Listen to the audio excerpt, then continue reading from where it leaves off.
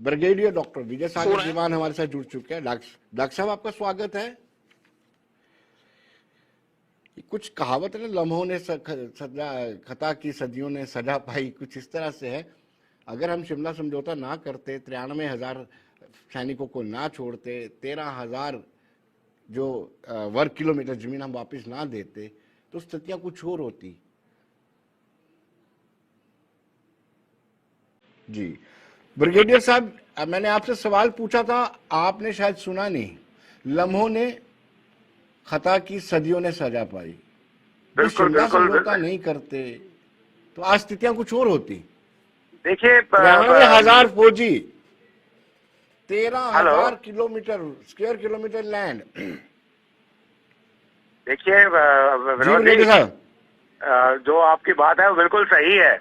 आज हम बोलते हैं कि हमारे पास 93,000 फौजी थे, 13,000 किलोमीटर वो थी।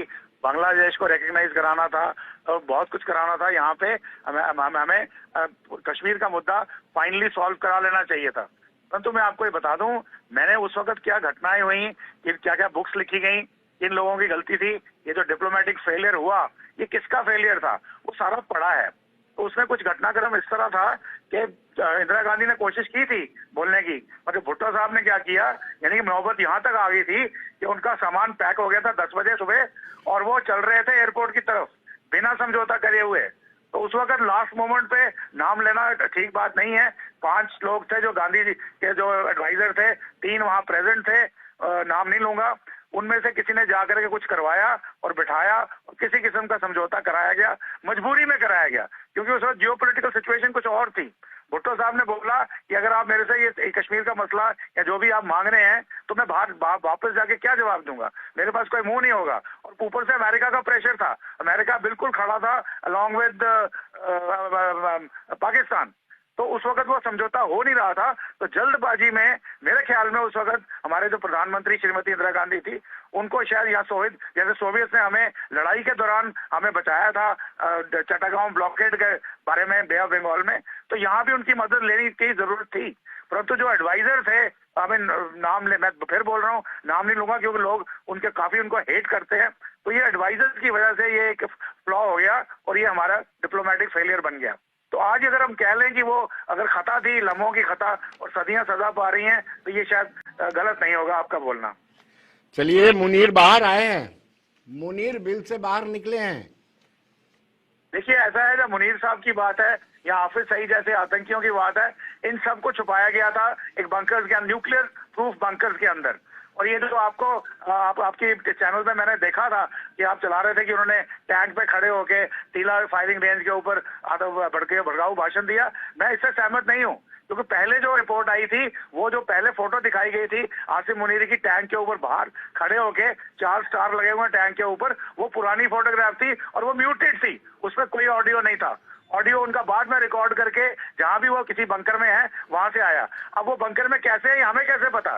देखिए जो भूतपूर्व सेना अध्यक्ष थे जनरल कियानी, उनकी बेटी ने एक्स पे एक पोस्ट करी है, वो थोड़ी ऑफेंसिव पोस्ट है, मैं सारे को नहीं जाऊंगा, परंतु उन्होंने ये बोला है कि वो पंजाब प्राइम मिनिस्टर के साथ बंकर में छिपे हैं और उनको पता है कि भारत इस वक्त इजराइल के समर्थन में है और इजराइल के साथ मिलके वो टारगेटेड किलिंग कर सकता है, उसमें चीफ ऑफ आर्मी स्टाफ भी हो सकता है और पंजाब प्रोविंस का चीफ मिनिस्टर भी हो सकता है और हाफिज सईद जैसे आतंकी भी हो सकते हैं। इसलिए वो इस वक्त अपनी छिपी सिचुएशन पे ही हैं, सिर्फ दिखाने के लिए कि वो छिपे नहीं है, क्योंकि एक बहुत बड़ी इंटरनेशनल न्यूज बन गई है कि आसिम है कहाँ, जनरल साहब हैं कहाँ पे, और वो छिपे हैं। और वो इसलिए छिपे हैं क्योंकि उनको पता है कि इजराइल और इंडिया मिलकर के रीपर ड्रोन या दूसरे तीसरे कामों के साथ, मोसाद के साथ मिलके उनको वो उड़ा देंगे, इसलिए वो बंकर के अंदर छिपे हुए हैं, एक सेफ जगह पे हैं। और दूसरी बात मैं आपको बता दूं, उन्होंने जो अभी ये अपॉइंट किया है जनरल असीम मलिक को as NSA to prime minister of Pakistan, वो भी एक बहुत बड़ी चाल है।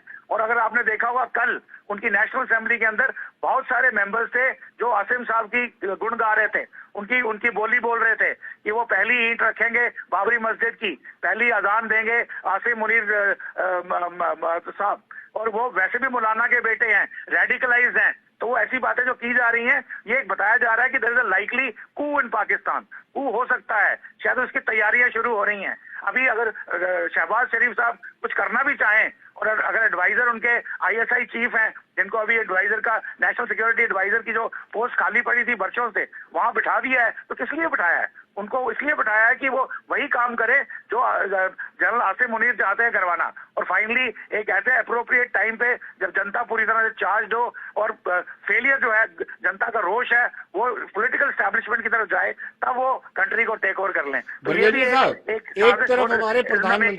ब्रिगेडियर साहब, एक तरफ हमारे प्रधानमंत्री अपने दौरे को रद्द करके देश में बैठे हुए स्थितियों का जायजा ले रहे हैं, दूसरी तरफ इनके chief of the army staff दुबक के कहीं बंकर में बैठे हुए हैं।